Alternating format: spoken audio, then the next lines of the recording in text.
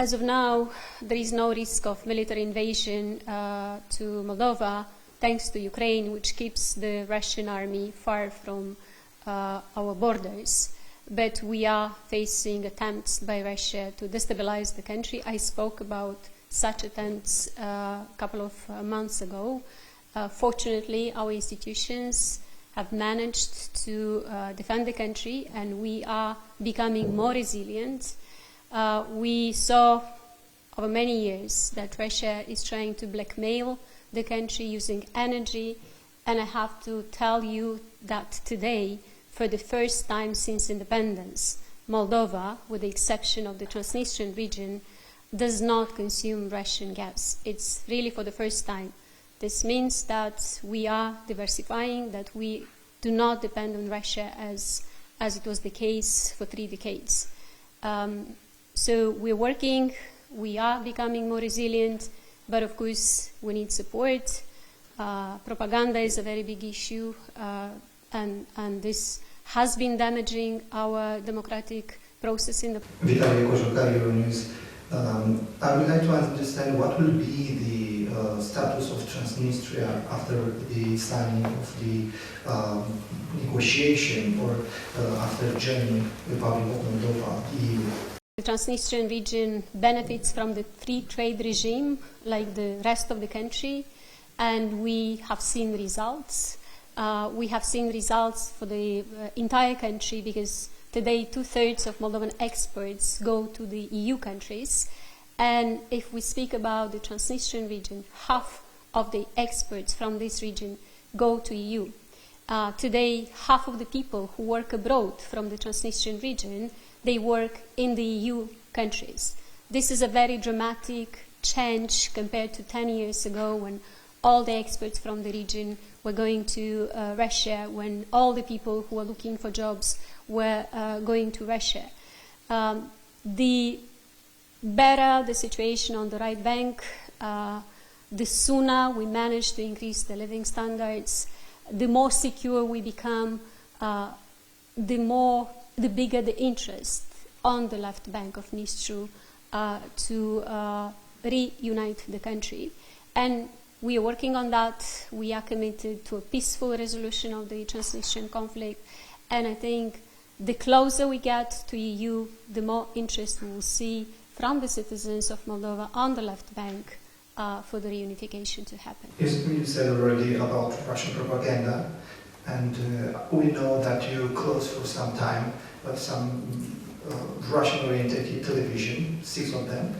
And my question is still, who is the Russian agents of influence here in Republic of Moldova? Do you consider Orthodox Church close to Russia? I mean, this church, Orthodox, is Russian-orientated. Also, do you consider local mayor from Chișinău Russian-orientated? And who you consider, let's say, agents of influence of Russia? Thank you. Very specific names. It's clear that part of the church is working or is very much supportive of Russia, and unfortunately some of them support even the war. At the same time, we saw the church and the head of the church who said that he does not support the war. So the church is representing different opinions here. There are people in politics, there are people outside politics who continue to work for Russia. We are strengthening our institutions, we are reforming our intelligence service, we're developing a new security strategy for the country to make sure that our state becomes strong enough not to allow such people to undermine the state and our efforts and the interest of the Republic of Moldova. You know that for now there is a criminal, corrupt group which is led by a person who has been convicted for the banking sector fraud and who is hiding in Israel now.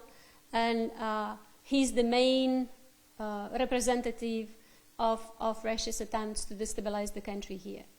Our institutions are documenting, are collecting evidence, and hopefully we will see more results of this work to deal with those who work against the Republic of Moldova, who are trying to undermine the efforts and who are serving Russia's interests in our country. We know that Vladimir Putin is invicted by international criminal, and if he would come in Moldova, would be he arrested?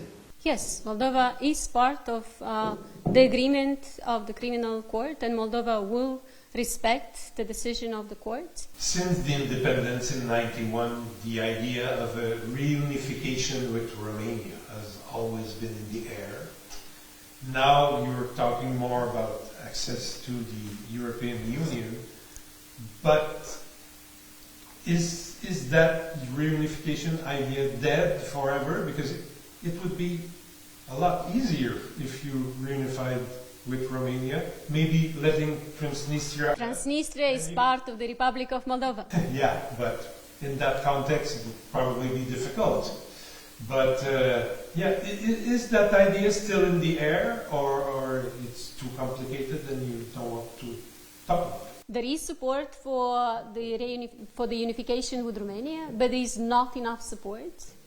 There is support for the EU integration, and that's what we are pursuing. Yes, there are some people who have been promoting the idea, but their number is not enough.